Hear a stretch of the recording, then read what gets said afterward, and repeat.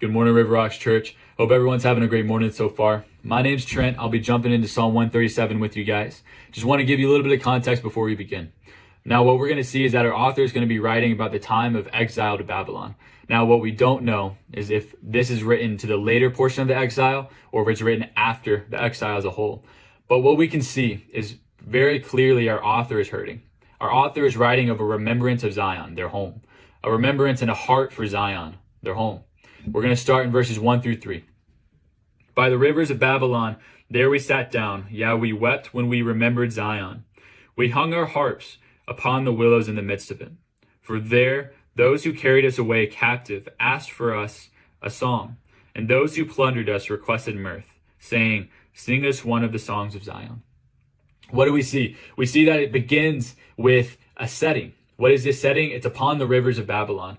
And we can infer that the river they're referring to is going to be the Euphrates, a mighty river. The whole of Israel had no river in comparison to this large and mighty river. And this is going to leave an impression on the people that were captured. What impression may that be? The impression that they're no longer home. They're no longer in a place that they remember. Now, we see that our author says they wept over this. They wept over remembering their home of Zion. Why? I'm sure it brought up emotion of the destruction they saw, of the lives they saw lost. I'm sure brought up feelings of no longer being able to be in a familiar place, being able to be home, in a place they may feel comfortable, and the temple, being able to be close to God in that way. Now, I'm sure the people felt the enemy pressing on all angles. Can we feel that as well at times?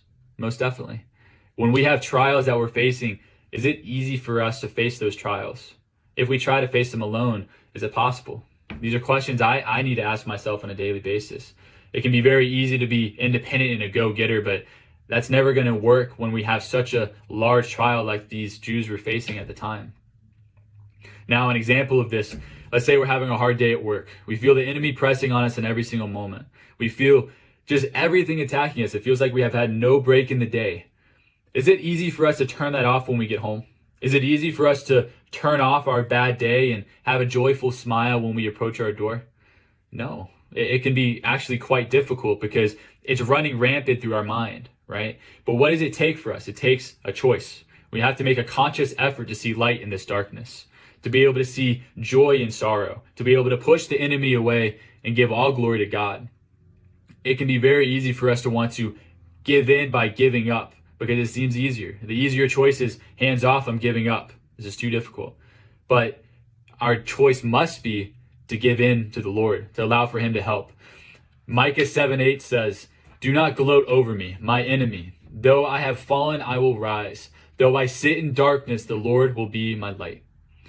There's light in darkness. We have to look for it. We have to find it. Now, I don't know if any of you have tried, but in a dark room, it's very easy to see light. But at times, our mind wants us to put blinders on. We don't want to see the light because it's easier to stay stuck in the darkness at times. It feels, or at least that's what the enemy wants us to feel. I encourage you to look for the light. As Micah 7:8 says, "I sit in the darkness, but the Lord will be my light."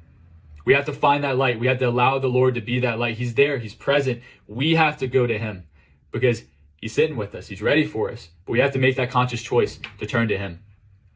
Now, large willow trees grew on the shores of the great river. And because there were no songs left to sing, we see that our captured people are hanging up their harps. They're putting their harps on the tree. And the Babylonians gave them a cruel demand to sing the song of Zion. Now, they didn't sing the song of Zion because they had something else going through their mind. They were hurt. And we see that in the rest of this psalm. Verse 4 goes, "How shall we sing the Lord's song in a foreign land? If I forget you, O Jerusalem, let my right hand forget its skill. If I do not remember you, let my tongue cling to the roof of my mouth. If I do not exalt Jerusalem above my chief joy. Remember, O Lord, against the sons of Edom, the day of Jerusalem, who said, raise it to its very foundation. O daughter of Babylon, who are to be destroyed. Happy the one who repays you have served us. Happy the one who takes and dashes your little ones against the rock." Harsh words. We see very harsh words. But what do we see? We see pain. Pain that I'm sure they saw their people being killed, their little ones being brutally murdered in this way.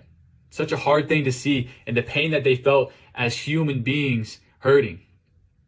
But what do we see?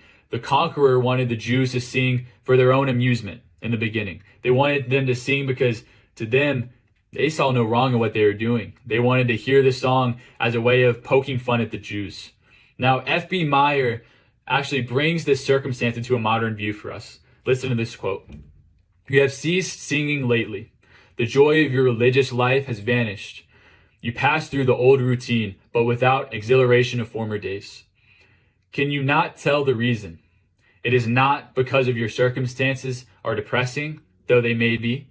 For Paul and Silas sang praises to God in their prison.